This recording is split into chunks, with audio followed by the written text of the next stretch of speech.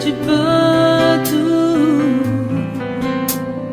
et que rien ne t'est. Une autre émission, Rien que la parole de Dieu. Vous êtes les bienvenus. Merci. Bonjour et bonsoir, bien-aimés dans le Seigneur Jésus-Christ. Nous sommes dans la joie de pouvoir nous retrouver encore aujourd'hui dans le cadre de notre émission, votre émission que nous aimons bien, que vous aimez bien, à savoir Rien que la parole de Dieu. Aujourd'hui, nous avons un thème à partager ensemble pour la gloire de notre Seigneur Jésus-Christ. Savoir faire un bon choix. Ça, c'est d'une manière générale, c'est savoir faire un bon choix ou savoir faire de bons choix. Et nous allons commencer par la petite introduction en disant ceci. La vie est faite des choix qui sont anodins, c'est-à-dire sans danger, et d'autres qui paraissent fondamentaux et auront toujours, je le dis bien toujours, un impact fort et important par la suite dans le parcours de la personne.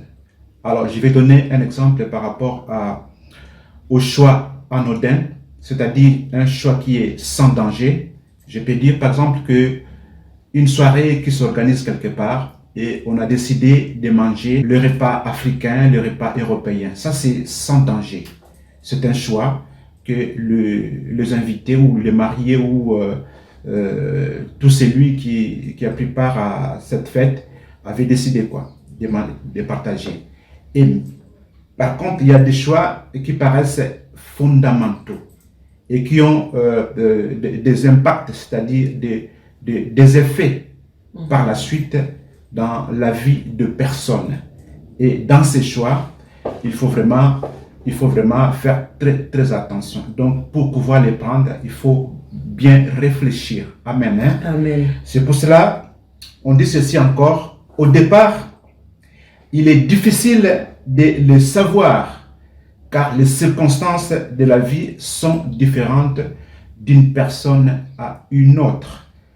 Alors, je vais donner des exemples de choix fondamentaux. Par exemple, si je travaille quelque part et que je voulais changer de métier, je voulais changer de travail, c'est quand même une décision à prendre avec beaucoup de recul, avec beaucoup de réflexion. Épouser une femme, épouser un homme, c'est aussi une décision à prendre avec beaucoup de réflexion. Chercher à déménager, par exemple, habiter un endroit, un lieu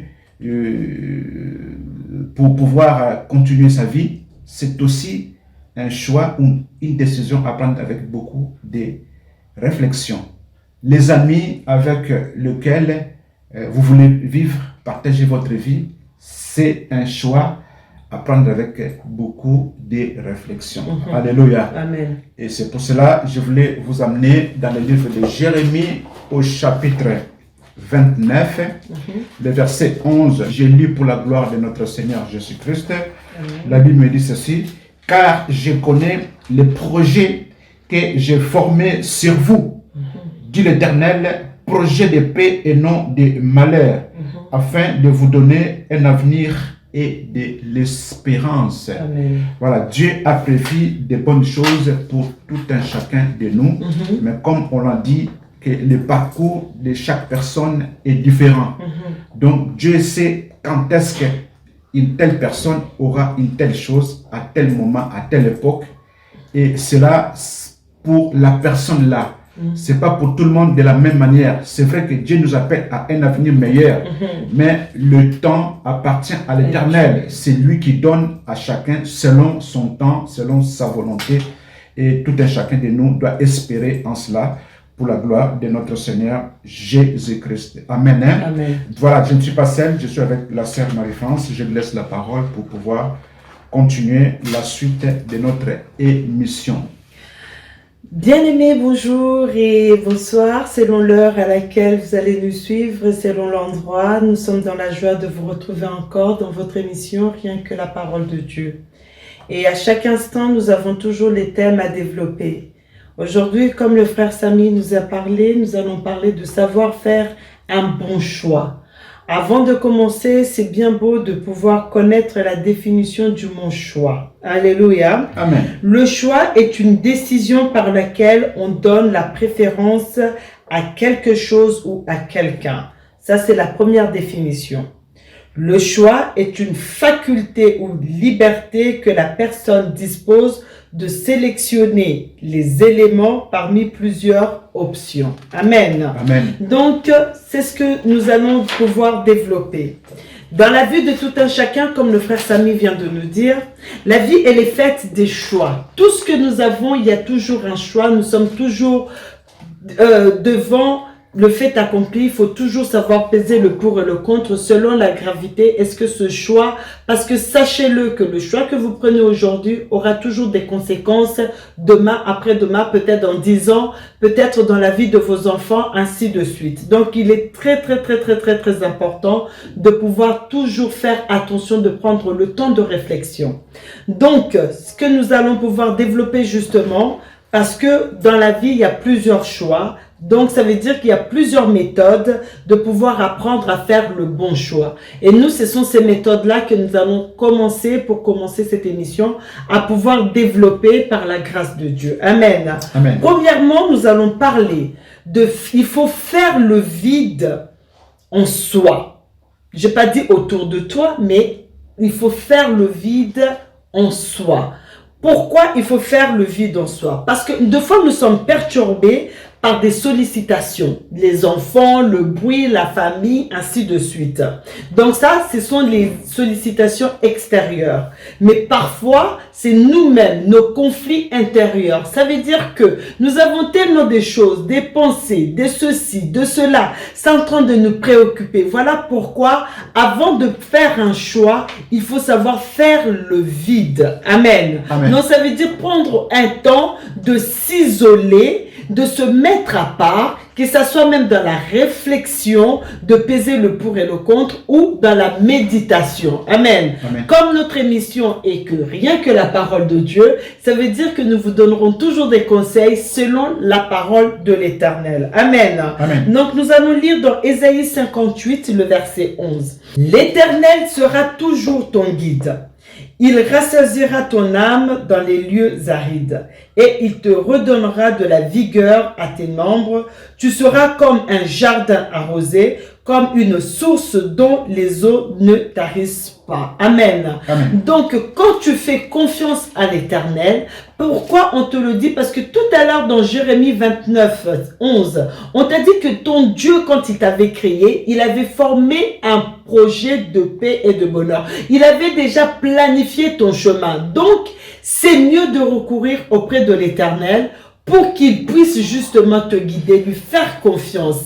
Et lui, il va éclairer ton chemin. Amen. Amen. Donc, premièrement, c'est savoir faire le vide autour de soi. Je passe la parole à notre frère Samy. Gloire soit rendue à notre Dieu. Et deuxièmement, je dirais, il faut chercher à identifier son problème. Identifier son problème, l'identification du problème. Amen. Hein? Amen. Ça permet à la personne de pouvoir éclaircir sa pensée. C'est peut-être qu'il y a un flou dans la pensée de la personne. Et c'est pour cela qu'on demande à la personne de pouvoir identifier son problème. C'est-à-dire, cherche à comprendre quel est ton problème. Le problème, c'est quoi? Qu'est-ce qui t'empêche de pouvoir faire ce que tu voulais faire là? Ça va t'aider à faire le bon choix. Alléluia. Amen. Lorsque une décision correspond à une intuition profonde, sa simple évocation doit nous remplir d'émotions positives et nous donne l'impression de nous tirer en avant. Alléluia. Gloire au Seigneur. C'est pour cela que je voulais lire dans le livre de Romains au chapitre 12, le verset 2. Romains chapitre 12, le verset 2. La Bible me dit ceci: ne vous conformez pas au siècle présent, mais soyez transformés par le renouvellement de l'intelligence, afin que vous discerniez quelle est la volonté de Dieu, ce qui est bon, agréable et parfait. Amen. Vous comprenez? Donc ça vous permet de pouvoir prendre le temps de réfléchir, la réflexion. Donc tout autour de vous, vous essayez de poser bien le problème, d'éclaircir la pensée. Ah, maintenant vous comprenez que non, par rapport à ma situation, je prendrai une telle décision, une telle position pour pouvoir avancer dans le bien. Donc voilà, là vous avez fait un bon choix. Alléluia. Amen. Parce que vous aviez eu vraiment le temps de pouvoir renouveler votre intelligence, c'est-à-dire réfléchir.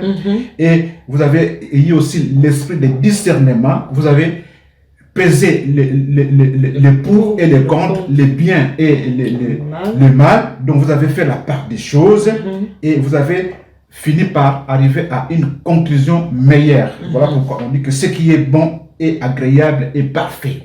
Alléluia. Amen. Gloire soit rendue à notre Dieu. Je laisse la parole à la sœur Marie-France. La perfection n'est que entre les mains de Dieu. Nous les hommes, nous tendons vers. Amen. Amen. C'est pour cela, à chaque instant, nous vous disons toujours de recourir auprès de celui qui nous a créés. Amen. Amen. Donc, troisième étape pour pouvoir faire un bon choix, c'est de savoir écouter son intuition. C'est très important parce que beaucoup de personnes n'ont pas confiance en soi. Donc, ils pensent que pour faire quelque chose ou prendre une décision, il faut que ça vienne des autres. Or, Dieu a mis en toi cette capacité. Amen. L'intuition est une intelligence à part entière. Donc, c'est quelque chose que Dieu a mis en toi et c'est cette chose de foi qui te parle. Dans le monde, on parle du sixième sens. Parce qu'on se dit, j'avais pressenti que si j'avais fait cela, la chose allait arriver. Mais pourquoi on ne le fait pas? Parce que de fois, on n'a pas confiance en soi. Amen. Donc, troisième étape, c'est savoir écouter son intuition. Luc 6, le verset 12 à 13. Donc, nous allons lire une petite histoire et je vais vous expliquer quelque chose. En ce temps-là, Jésus se rendit sur la montagne pour prier. Il passa toute la nuit à prier Dieu. Quand le jour parut, il appela ses disciples et il choisit 12, auxquels il donna le nom d'apôtres. Amen. Amen. Prenons l'exemple de Jésus-Christ de Nazareth, notre Seigneur et Sauveur. Lui-même étant Dieu, avant de pouvoir prendre une décision, avant de pouvoir faire le bon choix, il a passé toute la nuit en train de prier. Jésus-Christ, lui-même, avant de prendre une décision, avant de prendre un choix, il a passé toute une nuit en train de prier pour choisir les apôtres.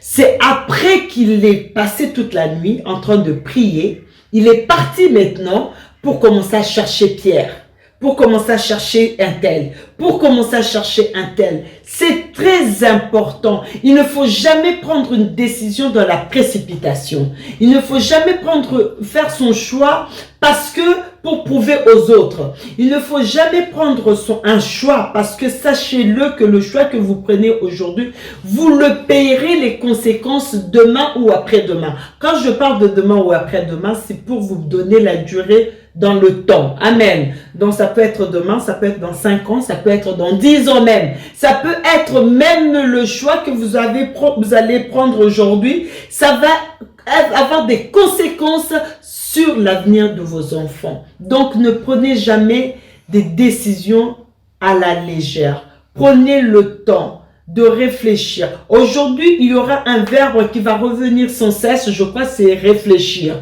Réfléchir. Prenez le temps, ne soyez pas pressés. On ne fait pas. La vie, ce n'est pas une course. On laisse aux athlètes leur métier. La vie, il faut la prendre vraiment avec précaution. La vie, il faut la prendre parce que sachez-les que nous sommes que des gérants. Tout ce que nous faisons, il y aura toujours des conséquences. Amen. Donc, voilà, bien aimé, je vous ai donné cet exemple pour vous montrer que Jésus-Christ lui-même, avant de pouvoir choisir, il a pris le temps de prier, de réfléchir, d'être éclairé. C'est ce que je vous conseille aussi, de pouvoir aussi avoir cette capacité-là.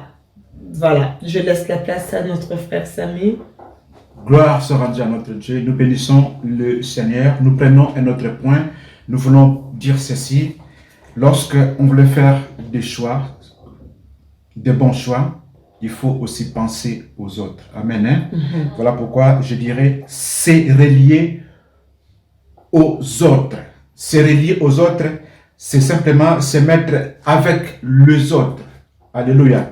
Je vais essayer d'expliquer ça. Il est rare qu'une décision n'implique que soi. Je répète, je dis, il est rare qu'une décision n'implique que soi. Pourquoi?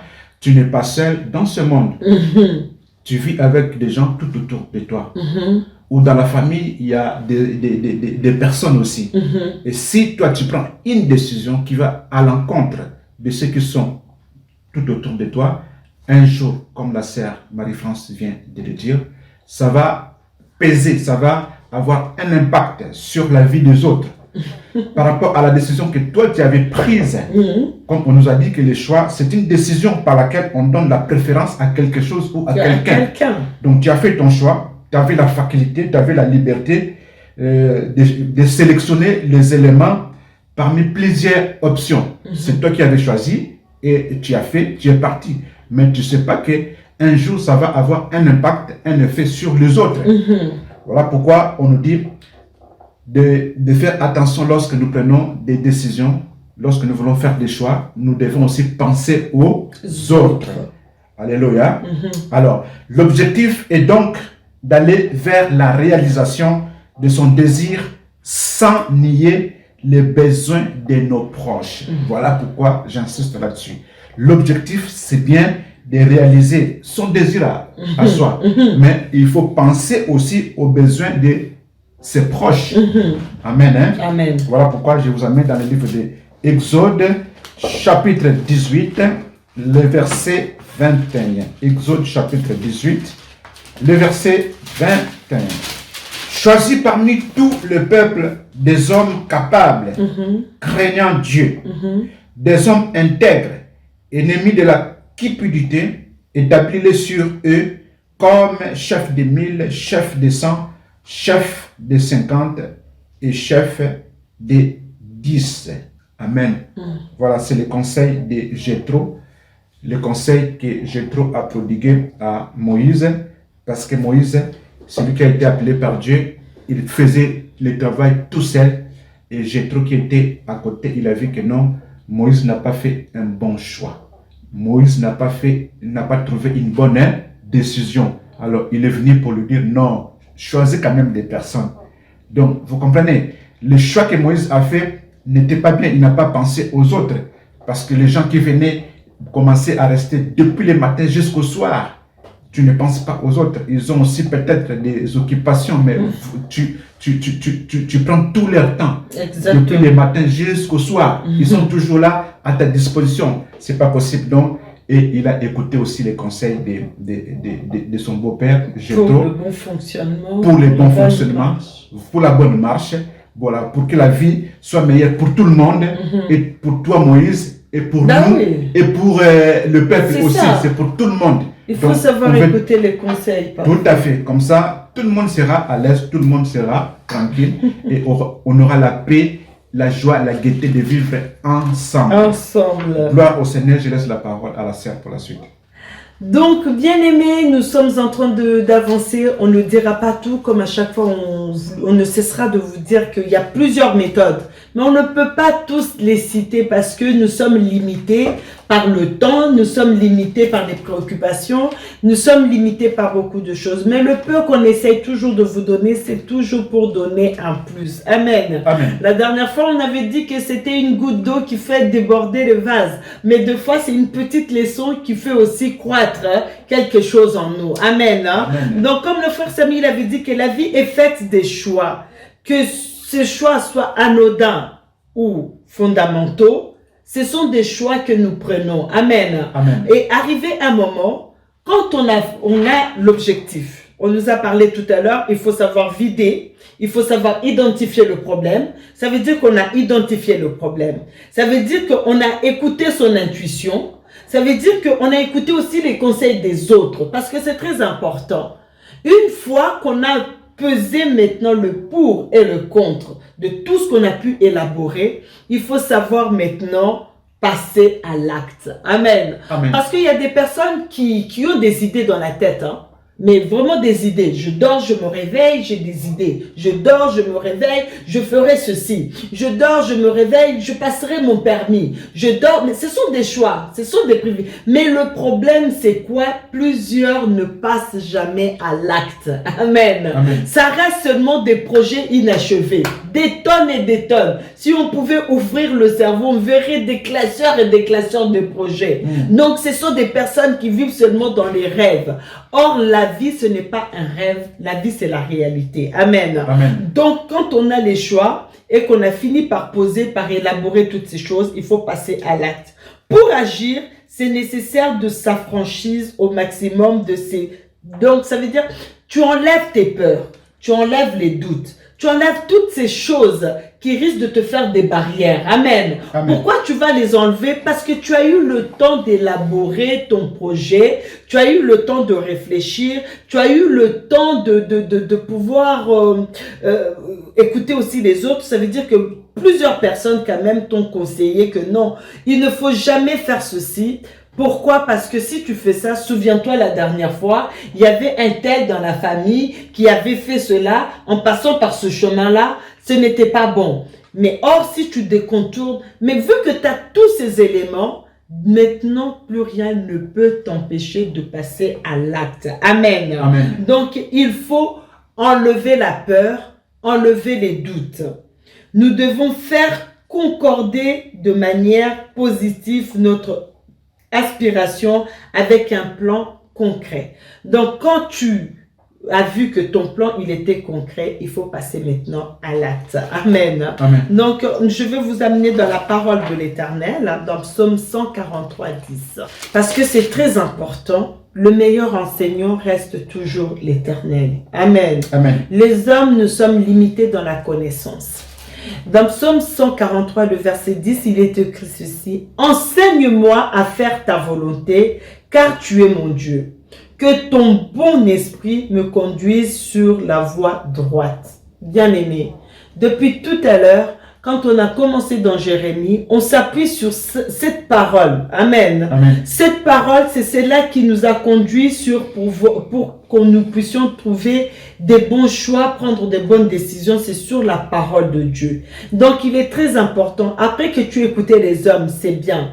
Mais de pouvoir surtout écouter Dieu, de lui demander de pouvoir nous enseigner. Parce que lui seul connaît le chemin qui a été tracé pour ma vie, pour ta vie. Amen. Amen. Demande à ton Dieu de pouvoir t'enseigner à faire la volonté. Parce que quand tu es dans la volonté de Dieu, ça veut dire que tu es dans le temps Kairos. Le temps Kairos, ça veut dire c'est dans le temps de Dieu. Et quand on est dans le temps de Dieu, ça veut dire que Dieu lui-même, quand il est en train de te conduire, c'est pour que tu aies toujours du succès en succès. Et cela ne veut pas dire que tu ne tomberas pas. Cela ne veut pas dire que tu n'échoueras pas. La preuve en est, Jésus-Christ avait quand même nommé Judas. Donc ça veut dire que l'erreur peut toujours arriver. Je n'ai pas dit que Jésus-Christ avait commis l'erreur, mais c'était juste pour vous donner cet exemple-là que même si tu fais un choix, même si tu avais élaboré ton plan et que ça tombe, ne te décourage pas. Relève-toi et ton Dieu te guidera toujours. Voilà, je laisse la place à mon frère Samy. Gloire soit rendue à notre Dieu. Là, nous sommes arrivés presque à la fin de notre émission. Déjà? Oui. Et ça Déjà, passe vite alors. Ça passe très vite. Maintenant. Vraiment.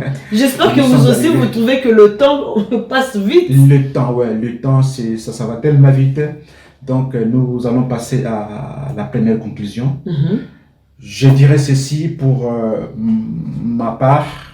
Faire les bons choix, c'est savoir ou c'est avoir une attitude positive et constructive. Voilà.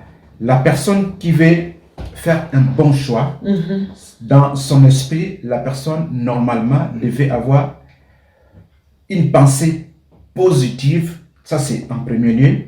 Et en second lieu, une pensée constructive.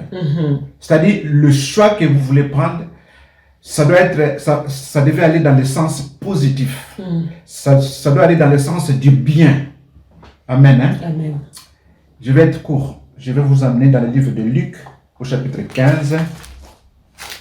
Luc chapitre 15, le verset 17-18. Luc chapitre 15, le verset 17-18. J'ai lu pour la gloire de notre Seigneur Jésus-Christ.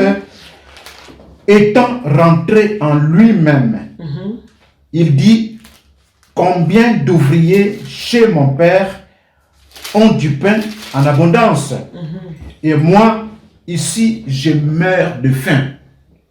Le verset 18, je me lèverai, j'irai vers mon père, et je lui dirai, mon père, j'ai péché contre le ciel et contre toi.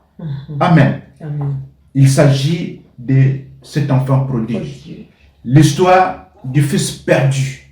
Cet enfant qui était parti, qui a pris le bonheur, qui a pris sa part d'héritage. Il est parti, il a fait sa vie là où il était parti, il a tout dépensé, il a tout gaspillé.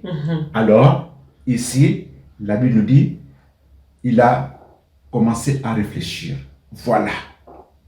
Comme on nous a dit, il a fait le vide. On a commencé par faire le vide en soi. Ensuite, on a identifié son problème et il s'est relié aux autres. Aussi, qu'est-ce qu'il a fait? Il a écouté son intuition. Et il a maintenant, à la fin, qu'est-ce qu'il a fait?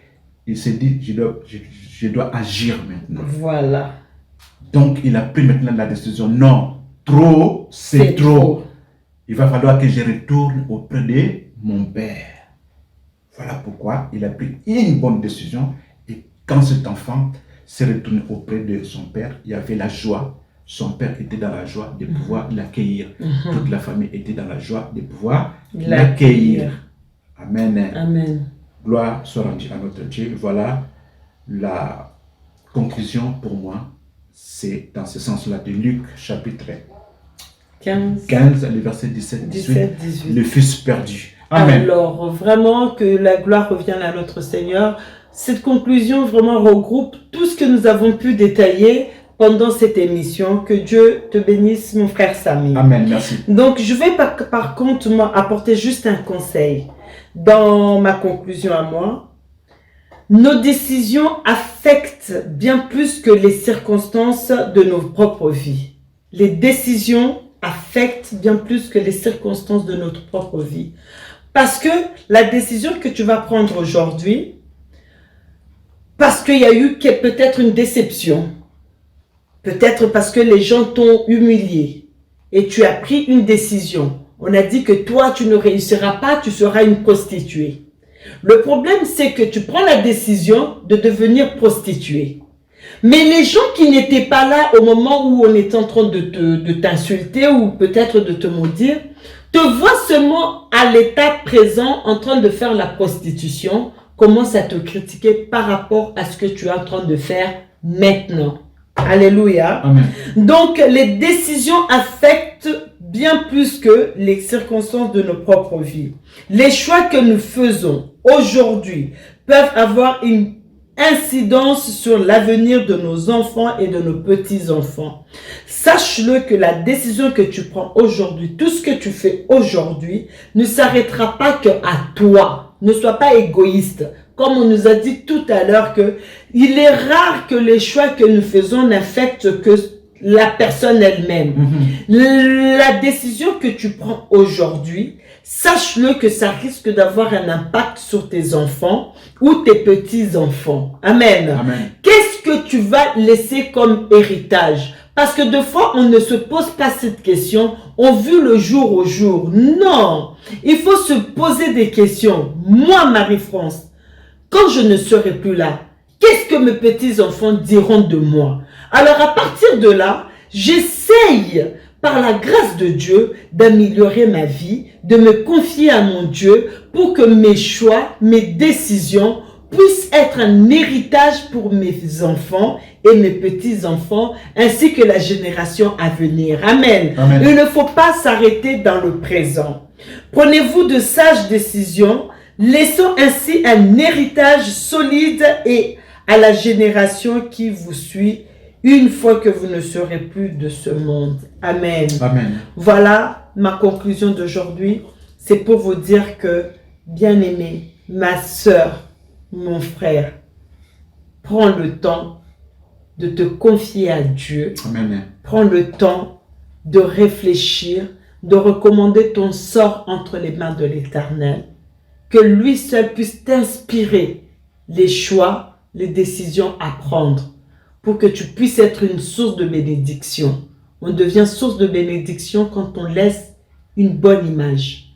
On devient une source de malédiction quand derrière ta décision, tu fais que faire gémir les autres. Amen. Amen. Nous sommes vraiment dans la joie de Alléluia. vous avoir présenté cette émission. Nous espérons à chaque fois que vous aurez appris quelque chose. Aussi petite qu'elle peut être, nous serons seulement dans la joie. Donc voilà, votre émission prend fin. C'était le frère Samy et la sœur Marie-France de l'Église universelle de Dieu, l'Église pour tous. Nous sommes à Aubervilliers. Comme à chaque fois, on vous le dit, si vous n'avez pas d'église, vous serez toujours le bienvenu ou la bienvenue dans l'église. Le champ est grand, nous recherchons des ouvriers. Amen. Amen. Et nous vous donnons rendez-vous dans 15 jours pour une prochaine émission. Et par la grâce de Dieu, je ne sais pas si le frère Samy a quelque chose à dire. Oui, c'est pour te compléter. Nous sommes à Aubervilliers. Nous sommes aussi à Roubaix avec notre pasteur, le pasteur Victor Makonda. Pour ceux qui sont de l'autre côté, si vous n'avez pas d'église, comme la sœur l'a souligné, et que vous habitez dans ces environs-là, pourquoi ne pas aller là-bas? Ça sera pour la gloire de notre Seigneur Jésus-Christ.